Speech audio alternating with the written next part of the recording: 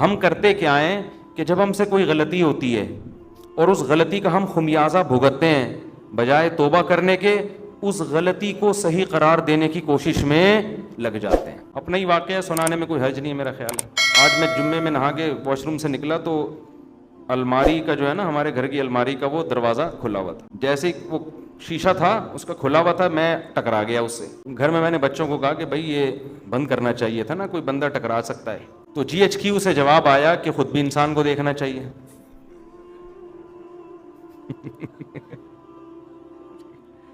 میں نے گھر میں بچوں سے کہا کہ بھائی دیکھو، بندہ واش روم سے نکلتا ہے، سامنے الماری ہے، اگر اس کا وہ شیشے کا ایک کھلا ہوگا تو کوئی بھی ٹکرا سکتا ہے نا۔ تو جی ایچ کیو آپ کو پتا ہے آرمی کسی کے سامنے جھکتی اور دبتی نہیں ہے، تو جی ایچ کیو سے فوراً رپلائی آیا کہ انسان کو خود بھی دیکھنا چاہیے۔ تو مجھے ٹکرانے پہ غصہ نہیں آیا، جو جی ایچ کیو سے رپلائی آتا ہے نا، غصہ تو نہیں خیر، لیکن اس پہ میں نے کہا دیکھو بھائی، اصول یہ ہے کہ جب کوئی وزیر اعظم نصیحت کرے نا تو نصیحت کا فوراً رپلائی آنا یہ اچھا، یہ ویسے اصول زندگی گزارنے کے سیکھنے چاہیے۔ اس وقت انسان کہتے سوری، اس وقت کیا کہتے سوری، یہ ٹھیک ہے چلو جی۔ گھروں میں جھگڑے یہیں سے تو ہوتے ہیں۔ اب ہم تو خاموش ہو گئے کیوں، آگے جی ایچ کیو کے آگے کون بول سکتا ہے، لیکن ہوتا کیا ہے آدمی پھر جواب میں دیتا ہے۔ میں جب آپ سے کہہ رہا ہوں کہ اس کا دروازہ بند ہونا چاہیے، ہم باہر نکلیں ٹکرا گیا، یہ میری غلطی ہے آپ کی غلطی ہے؟ ایک تو غلطی آپ کی، اوپر سے آپ کہہ رہے ہو کہ آپ کو دیکھنا چاہیے۔ بھائی میں تو ایک دم سے نکلوں گا نا باہر، تو وہ جواب آگے سے آئے گا بھائی آپ کے بھی تو چشمہ نہیں لگا ہوا نا، نظر تو ٹھیک ہے، ہم سے غلطی ہو گئی، کھڑکی کھلی رہ گئی ہے، دروازہ کھلا رہ گیا، تو آپ کو بھی تو نظر آ رہا ہے نا۔ اب بتاؤ اس مسئلے کا قیامت تک کوئی حل ہو سکتا ہے؟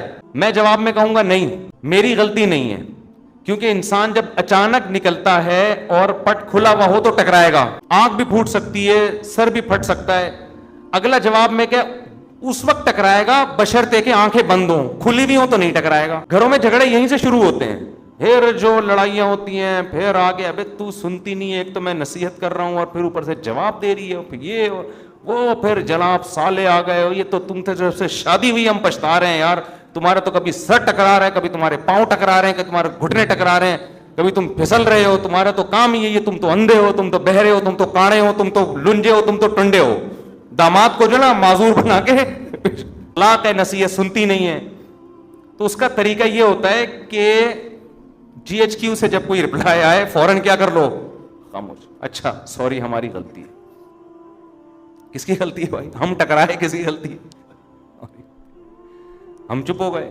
بعد میں نے کہا یار تھوڑا سا سمجھا دینا چاہیے، سمجھا دیا، سن لیا انہوں نے کہ بھائی جب بھی کوئی نصیحت کرے نا فوراً آگے سے جواب، اصول ہے یہ، زندگی گزارنے کا اصول ہے۔ کوئی بڑا بھی جب سمجھا رہا ہو بیٹے کو، بیٹا یوں، بیٹا آگے سے جواب نہ دینا شروع کر دے، نہیں اصل میں ایکچولی، اب بھائی تو سن لے چپ کر کے تھوڑی دیر، تیرا باپ ہے وہ کون ہے؟